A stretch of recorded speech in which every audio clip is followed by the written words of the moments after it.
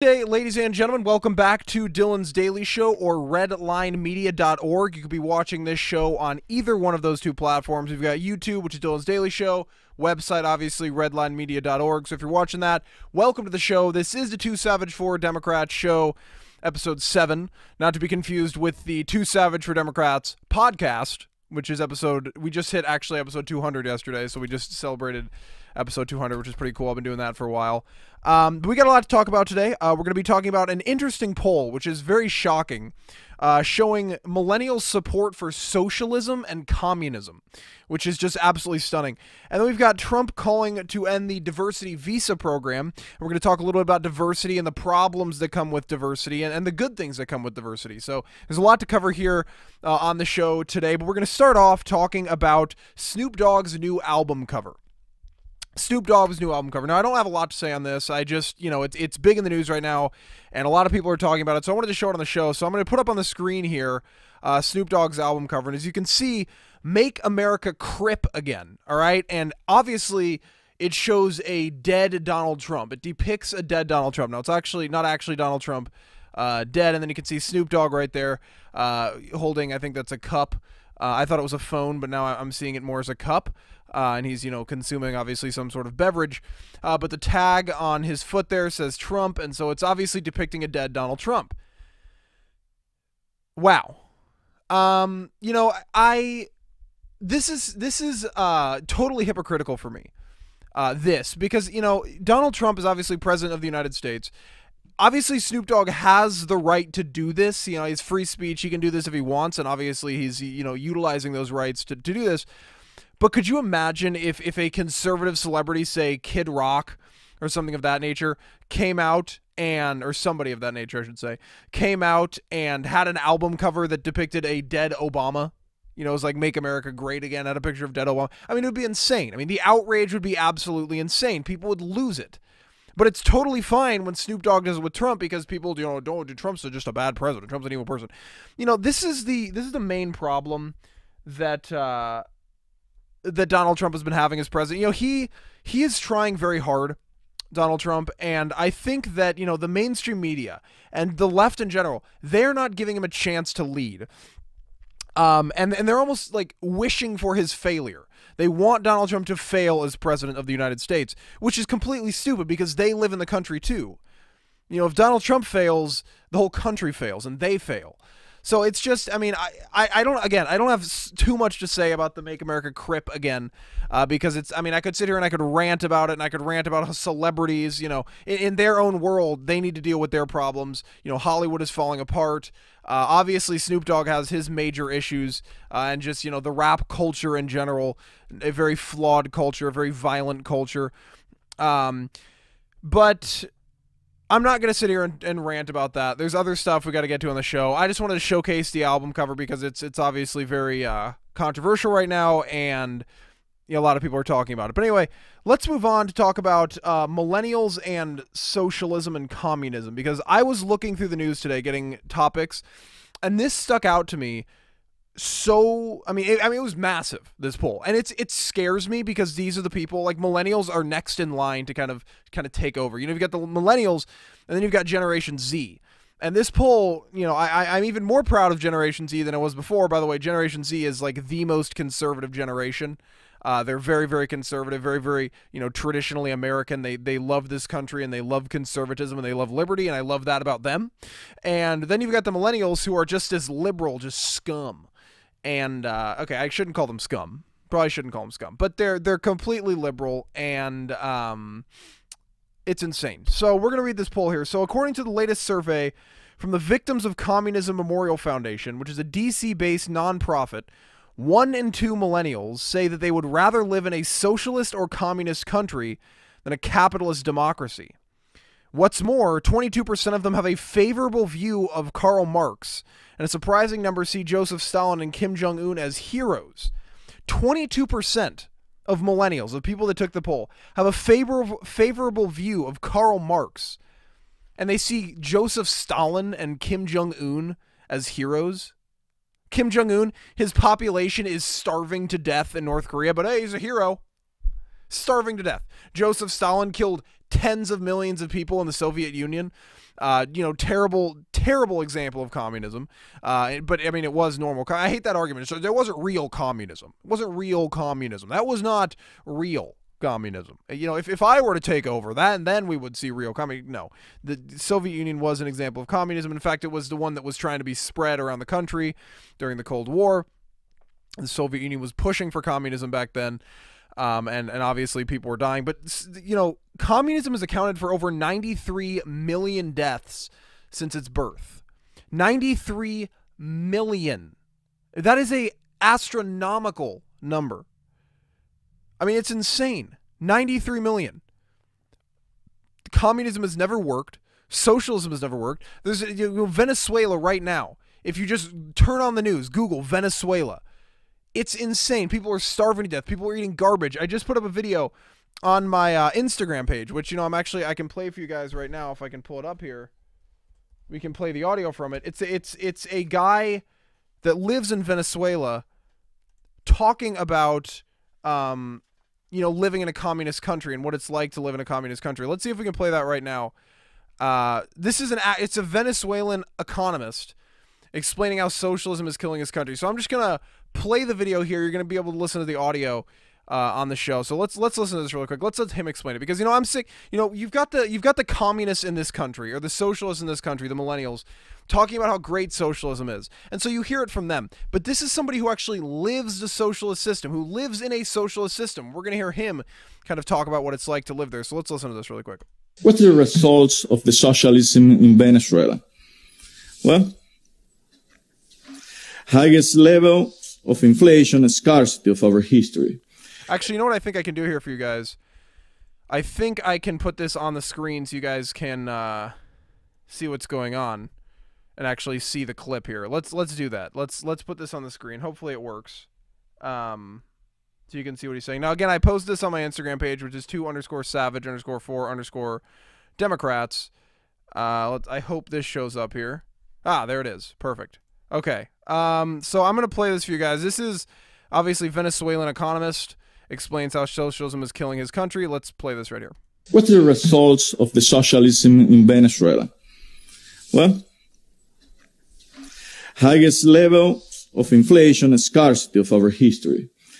People eating garbage, schools that do not teach, hospitals that do not heal, long and humiliating lines to buy flour, bread, or basic medicines. The militarization of practically every aspect of the life. Look, this, a crowd fighting for just 2 chickens. And this is all days in Venezuela. But all this is made in socialism. That is the seal of the government. What about the minimum wage policy? Well, since May 1999, Hugo Chavez, to July 2017, Hugo Chavez's son, Maduro. What are the results of the socialism in Venezuela? Obviously, that's that there, talking about that. Obviously, couldn't upload the full clip because Instagram's policy, you can only have minute-long clips, so I couldn't upload the entire thing. But that's, I mean, the guy's talking right there. Look at that. You could see example. This is someone from socialism, an economist from Venezuela. And he's sitting there and he's saying, people are eating garbage. There is scarcity. People, massive lines for bread, and those people fighting for just 2 chickens. Could you imagine in the United States, a fight at the supermarket for 2 chickens?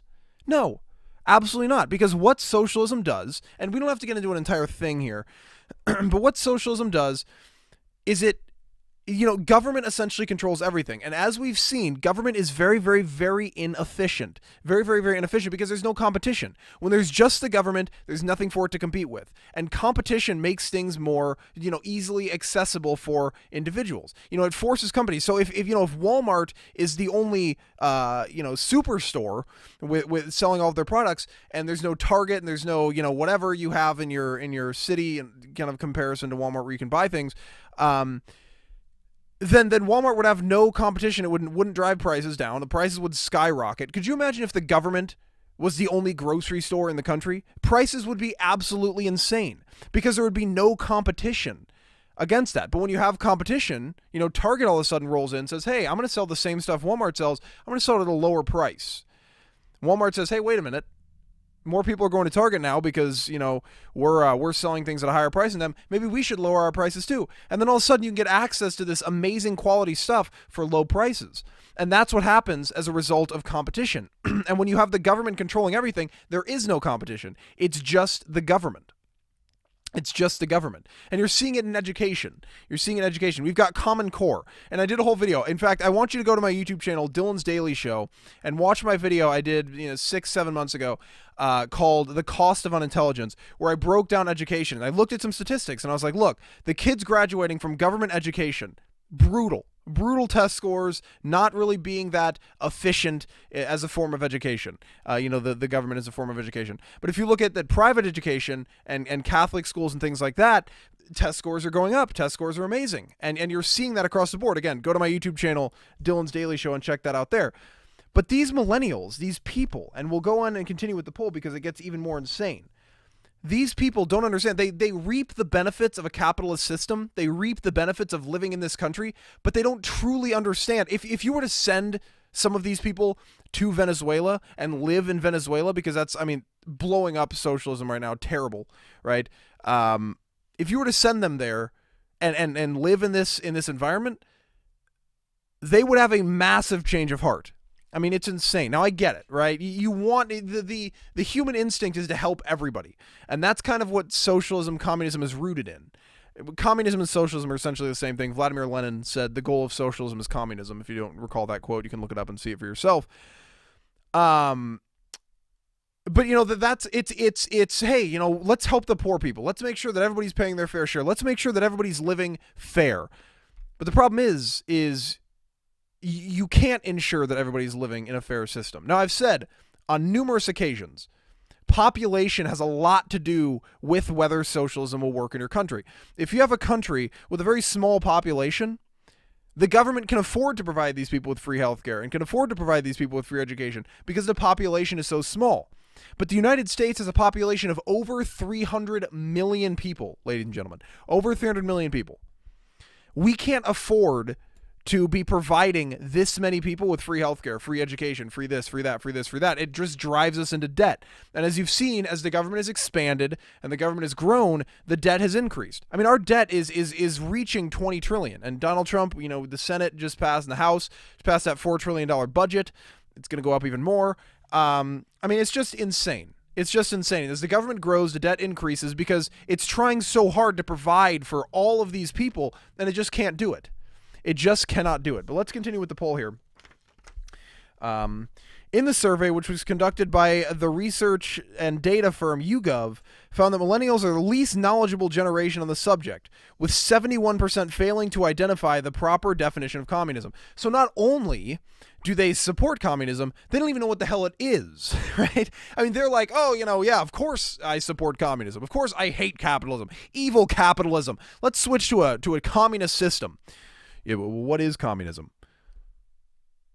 Fairness system where people get stuff for free and then it's like amazing. Like, no, they have no idea what it is. So again, that's what I was saying, my earlier point, where it's like you could send these people down to Venezuela and live there, and they would be taken aback by how brutal and how terrible the circumstances are for the people down there. I mean, I would love these millennials who support socialism, who support communism, to come face to face with some of these people who live in that system. They would be, you know, it'd be mind-blowing for these people, for the millennials. And, you know, they reap the benefits of the system in this country. They don't understand what it's like to actually live in a socialist country. They don't even know what the hell communism is. 71% of the people failed to identify the proper definition. They don't even know the definition. That's like the first step in learning a political subject. Oh, what's the definition? Okay, let's learn the definition. Okay, now let's learn what it's about. They don't even know the first step. They're just, you know, Bernie Sanders ran for president. I like Bernie Sanders because he gives me free stuff and he offers to give me free stuff. Let's be socialists now. I mean, it's just insane. And then you've got that whole people who's like, oh, well, democratic socialism is what we want. Yeah, well, oh my gosh. It's just so frustrating to me because these are the people that are voting right now. I mean, we're lucky enough to, on the right, have someone as powerful and as, you know, motivational as Donald Trump. He was able to rally the vote, in a pro-American way and say, we're sick and tired of the BS coming from the left and the culture that we're losing right now. But these are the people voting, the millennials, and they're moving into the marketplace. They're triggered by everything. And we have to be, I'm concerned about that aspect of our country, about the number of millennials that believe that communism and socialism works. It's freaky for the future of our country. Other findings include the belief held by 53% of millennials that America's economic system works against them. Oh, really? It works against you? I would like to see, you're probably taking the poll from your iPhone. Yeah, I really, you see my Apple logo? Yeah, I really don't like this system in this country. It's working against me. I really don't like it. Yeah, no, I don't get any benefits in this country. It's just stupid. Yeah, I'm going to go run to McDonald's after we get off the phone here. It's just like, you don't understand. You do not understand, you idiot. Okay, you don't understand what socialism is. You don't understand what communism is. Again, poll, 71% fail to identify the proper definition of communism. You probably don't even understand the proper definition of capitalism. So, you're saying, oh, the system works against me. Do you even know what the system is? Now, Generation Z, on the other hand, 66% of Generation Z, their ages 16 through 20, say the system works for them. The system works for them.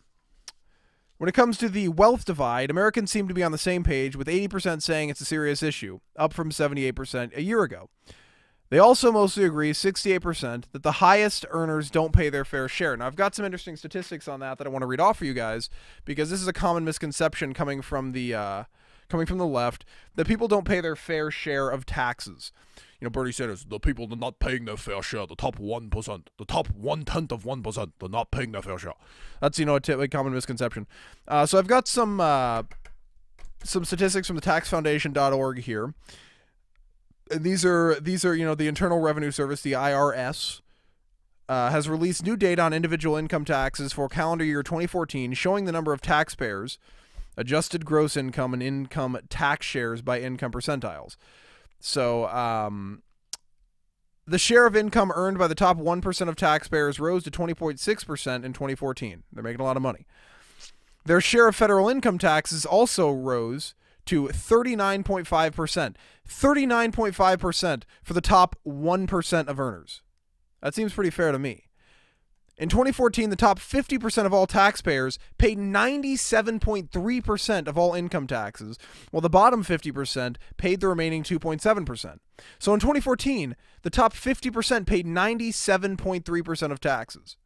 The bottom 50% only paid 2.7%. What would make it their fair share? Would you like to shift that 2.7% that the bottom 50% pay up to the top 50%? Like, if we were to do that, then would they be paying their fair share? Because at that point, they'd be paying 100% of the taxes, right? Now, I understand there are flaws, and Donald Trump has talked about this. Oh, yeah, by the way, here we get another statistic here, and then we'll go on. The top 1% paid a greater share of individual income taxes, 39.5%, than the bottom 90% combined, 29.1%. The top 1% of taxpayers paid 27.1% individual income tax rate, which is more than 7 times higher than the taxpayers in the bottom 50%, which is 3.5%. Obviously, some numbers there. Now, I understand, and this is something that Republicans have gotten behind, and the Republicans are unveiling their tax bill as I record this show. So that's the reason I'm not talking about this on the episode, is because they're literally making the announcement right now. So I'll talk about that obviously in a future show, and my thoughts on that and everything like that. But Donald Trump has come out against this. Republicans have come out against this, saying that our tax code is too complex. And I agree with that 100%. It's far, far, far too complex. There are too many loopholes that can be accessed by the rich, or that can be accessed by people. And that's what's happening with the rich right now, is that they're accessing these loopholes, but they're still paying a significant amount in taxes. Now, what I would like to do, and what Donald Trump has advocated for, and other Republicans and Democrats even as well, I mean, this is a bipartisan thing. We would like to see some sort of simplification of our tax code, where it's harder to find loopholes in the tax code, because right now our tax code is massive. If you look it up, it's huge. No one understands it. No one reads it. The people that do read it are able to take advantage of it, but the majority of Americans don't do that. The majority of Americans don't do that. The majority of Americans don't try to find the loopholes in the tax code. They just don't do it. But we can find the loopholes in the tax code. Now we need to simplify it, make people pay their fair share, which I think now the rich are paying more than their fair share right now. And by the way, the government's expanded. We wouldn't even need to take this much in taxes if the government wasn't as large as it was right now, so we wouldn't have to worry about that at all. If we get rid of some of these government programs, which are very hard to do, but, if we could do that and, stop some of this wasteful spending. But once you simplify the tax code, you can have people paying and there's no loopholes, so people are paying completely. And that's what a lot of people are advocating for, is getting rid of those loopholes and just simplifying it. Rand Paul said, "I want our tax code to fit on a Post-it note, on the front side of a Post-it note." Which it's easier for all Americans to understand. Nothing in the government should be so complex that nobody can understand it. And I mean, you can understand the tax code, but it's just reading through it is grueling. I mean, it's absolutely grueling to try and get through the tax code. I don't know the whole tax code. I don't think anybody watching knows the whole tax code. And if you do, please come on the show and explain it to the American people, because nobody understands it. But yeah, so I mean, again, simplified tax code, but that's all we could talk about there. Obviously, we'll have an update on the Republicans' tax plan as it comes out, but the millennials and their support of communism is stunning to me. It's absolutely stunning to me, and I'm afraid for the future. And Generation Z, I'm very excited that they are very conservative. They're the most conservative generation in a while. They're liberty-loving patriots, but I'm afraid of the millennials who sit in there, this country, again, reap the benefits of capitalism, reap the benefits of freedom and liberty, and use it to criticize and try to push for a system that will literally kill them. Communism is not a joke. It will literally kill you. You will die. Government will seize control of everything. Once government starts seizing control of everything, it will cause a drop in motivation for people to work, to do things. There will be no competition. Prices will increase. Wages will drop. And it's exactly what you think capitalism is doing right now, which is hilarious. The results of communism is exactly what these communists, these socialists in this country think that capitalism is doing right now. Capitalism has done so much good. Now, I understand it's not perfect, right? It's not a perfect system, but it's the best. It's 110% the best. For the first time, and this is just an interesting stat, I think it was in 2014, 2015, 2016. I can't remember the exact year. One of these years, you can look it up. There are more obese people than malnourished people in the world. Now, I would consider that to be a good thing, but obviously obesity isn't necessarily the healthy alternative to being malnourished. It's like there's no median. It's like you're malnourished or you're just like fat. So I mean, maybe there should be some sort of median in between there. But let's move on to this. Trump calling for the end of the diversity visa, which and we'll wrap the show after this, because I know that people have stuff going on. I don't want to sit here and watch me all day.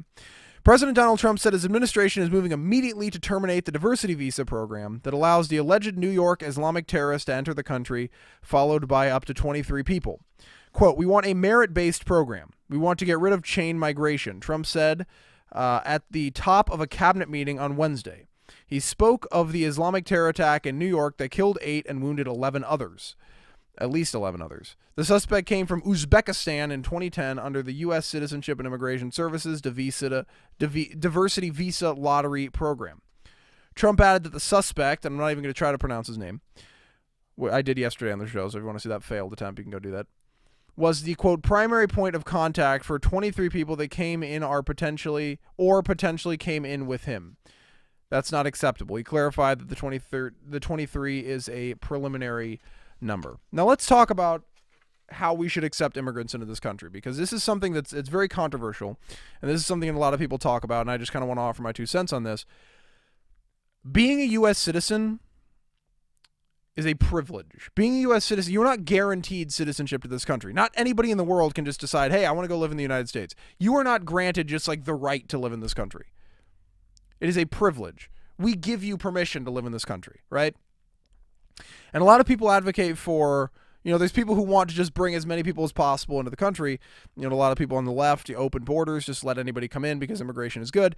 Immigration is good when it's merit-based. All right, when it's merit-based. When you're bringing truly the best people into the country, that's when immigration is a good thing. But when you have this system where you're bringing people into the country and they are not going to contribute to society, they're not the cream of the crop. That's when immigration becomes a problem. Right? And I'm not saying this in a racist way. I do not have a problem with a melting pot of a country. My problem comes when people try to fundamentally change the culture. So when you have, for example, like if Islam were to try to implement Sharia law, which I think you're seeing a lot of them do. There are Sharia courts in Britain now. Sharia courts. In World Domination of Islam, it asks for that in their book. It says, spread the word of Islam, world domination of Islam. They have Sharia courts in Britain now. I do not want to see Sharia courts in the United States. I do not want to see a cultural change in the United States, but I'm fine with different cultures, if that makes sense. I'm fine with a melting pot of cultures, but fundamentally, I would like to see the same culture in the United States. But if we had a merit-based immigration system, people would be coming here who can contribute heavily to this country. But you should not have this diversity visa lottery immigration thing. It has never worked, and it's always been a stupid idea. A merit-based system works so much better, and it helps the economy so much more. And that's what we should be focusing on right now. How can we help this country? Not how can we help that individual. How can we help this country? Right? That's what we should be looking at. And I think that's the fundamental misconception in immigration. That's the debate. Do you want to help the country or do you want to help the person? Because if you bring some, dumb, I'm just like non-intelligent, immigrant to this country, they're not going to contribute much, but them being able to come to this country benefits them heavily. Now, it doesn't benefit the country, but it benefits them. Now, if you were to have a merit-based system, you bring very intelligent individuals here, then you're helping the country and you're helping them. But I think in general we should push for a merit-based system, and that's really all I have to say on that. I'm going to do a full video. I'm preparing for a full video on immigration coming up very soon. We're going to get into the details on all of immigration, talking about how to have an amazing immigration system for this country and what that would look like and how that would be, that would work best. But again, merit-based immigration system, bar none, how we should be, the best immigration system for this country. We should be bringing people in, again, benefiting the country, not just benefiting them. If you want to come to this country, you should be able to offer something of value to this country. Again, coming to this country is not something that is, God-given. You are not just allowed to immigrate to this country however you want. We decide who comes to this country, okay? We decide. Not you, we, right? So we get to decide, and I think we should be deciding based on people who are going to benefit this country and not people who are going to, just like, get on the welfare system or do something that, take a job from an American citizen or something of that nature. But anyway, thank you guys so much for tuning in to the podcast today. This has been the Two Savage, Four Democrats show, episode 7. If you're watching this on YouTube, Dylan's Daily Show, go check out redlinemedia.org. If you're watching this on redlinemedia.org, go check out Dylan's Daily Show on YouTube. Thank you guys so much for tuning in. I will catch up with you guys later. Bye-bye.